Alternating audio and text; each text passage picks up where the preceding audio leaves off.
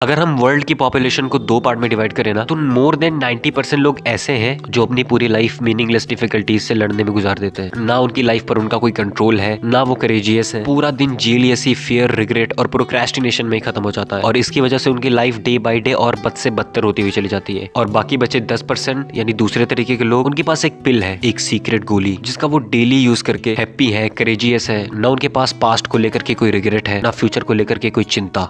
Okay, उस पिल का नाम है स्टोइसिज्म।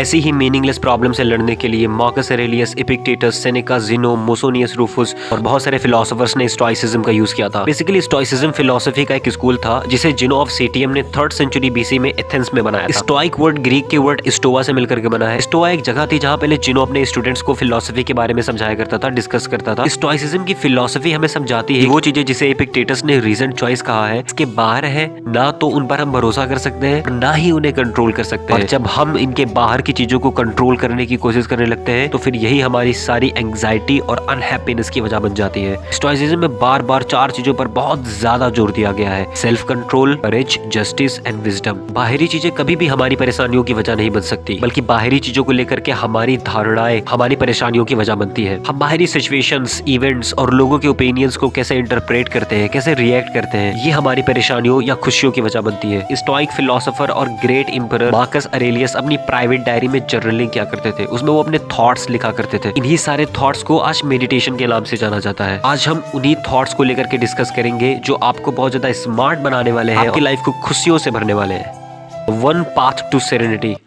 स्टोइक फिलोसफी में सबसे मेन प्रैक्टिस थी कि ये समझना कि कौन सी चीजें उनके कंट्रोल में है और कौन सी चीजें उनके कंट्रोल से बाहर है। एग्जांपल, कई बार खराब मौसम होने की वजह से हमारी फ्लाइट मिस हो जाती है, कैंसिल हो जाती है और हम परेशान हो जाते हैं, चीखने चिल्लाने लगते हैं। लेकिन इससे घंटा फर्क नहीं पड़ता कि तुम कितनी तेज तेज चिल्ला लेते हो या तुम्हें कितनी जोर जोर से पत्थर पर सर पटकना आता है। ना तो तुम्हारी तेज आवाज बादल का एक टुकड़ा इधर से उधर कर सकती है और ना ही तुम्हारा पत्थर पर सर पटकने से हवा का रुख बदलने वाला है। उन चीजों पर अपना टाइम, अपनी मनी, अपनी एनर्जी वेस्ट करना बंद करो जो तुम्हारे रीजन चॉइस के बाहर है, जो तुम्हारे कंट्रोल के बाहर है। उन चीजों पर फोकस करो जिन्हें तुम कंट्रोल कर सकते हो। And there is only one thing that you can control and it is your perception, it is your impossible without your consent. Well, अगर तुम अभी 1000 लोगों से पूछोगे ना कि उनकी सैडनेस के पीछे का कारण क्या है, उनमें से 900 लोगों का जवाब होगा उनके सिबलिंग्स उनकी स्ट्रेस का कारण बन रहे हैं, या उनका बॉस बहुत फ्रस्ट्रेटिंग है, उनका वर्क बहुत स्ट्रेसफुल होता है। लेकिन बाकी बचे लोग जो स्टोइसिज्म को फॉलो करते हैं, उन्हें पता है कि किसी भी एक्सटर्नल चीज में इतनी पावर ही नहीं है वो हमें स्ट्रेस पहुंचा सके।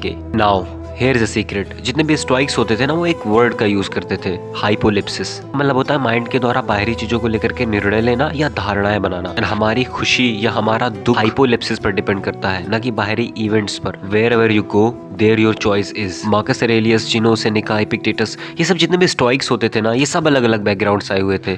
कोई बहुत अमीर था, कोई बहुत गरीब था, कोई बिजनेसमैन था, कोई टीचर था, तो कोई किसी साम्राज्य का राजा। वेल, अगर मैं अब अपने सब्सक्राइबर्स को लेकर के बात करूँ तो उनमें भी कोई बहुत अमीर होगा, कोई गरीब होगा, हो सकता है किसी का पास्ट ट्रॉमेटिक रहा हो सकता है कोई आजकल बहुत ज्यादा स्ट्रगल कर रहा हो। और क्या पता कल किसी की लाइफ 360 डिग्री चेंज हो जाए। मे बी कल को तुम्हें जेल जाना पड़े, पर आप जहां भी रहोगे, जैसे भी रहोगे, आपकी वो एक चीज जो आपसे कोई नहीं छीन सकता, वो है आपकी चॉइसेस। वो डिसाइड करती हैं कि आप कौन है। मैं तुम्हारे पैरों में जंजीरें तो बांध सकता हूँ, पर तुम्हारे विचार वो तो पूरे तरीके से आजाद। मैं तुमसे तुम्हारा घर छीन सकता हूँ या तुम्हारी सबसे कीमती चीज में आग लगा सकता हूँ, लेकिन तुम्हारे विचार, तुम्हारी धारणाएं, वो उन्हें ना तो आग जला सकती है और ना ही उन्हें हथौड़े से चोट पहुंचने वाली है। तो अपनी चॉइसेस बिल्कुल क्लियर रखो और हमेशा अपने लिए पीस चूज करो for the hot headed man. इस्लाम धर्म के जो आखिरी पैगंबर थे, the prophet Muhammad, peace be upon him, उन्होंने गुस्से के बारे में कहा था, तुम में से सबसे बहादुर वो नहीं है जो कुश्ती में जीत जाए, बल्कि वो है जो अपने गुस्से पर काबू पा सके। गुस्सा भी हमारे दुख का बहुत बड़ा कारण है और यही वजह है कि प्लेयर्स खेलते समय अपने अपोनेंट्स को भड़काने के लिए उल्टे सीधे कमेंट्स पास करते रहते हैं, गालियां बकते रहते हैं, क्योंकि उन्हें पता है कि गुस्से में इंसान बहुत कमजोर होता है और एक बार अगर सामने वाला भड़क गया तो फिर वो अपने गोल से भटक जाएगा और उन्हें हराना बहुत आसान हो जाएगा। तो जब कभी भी तुम्हें गुस्सा आए तो ये याद रखना, गुस्से को कंट्रोल करना तुम्हारी सबसे बड़ी स्ट्रेंथ होगी।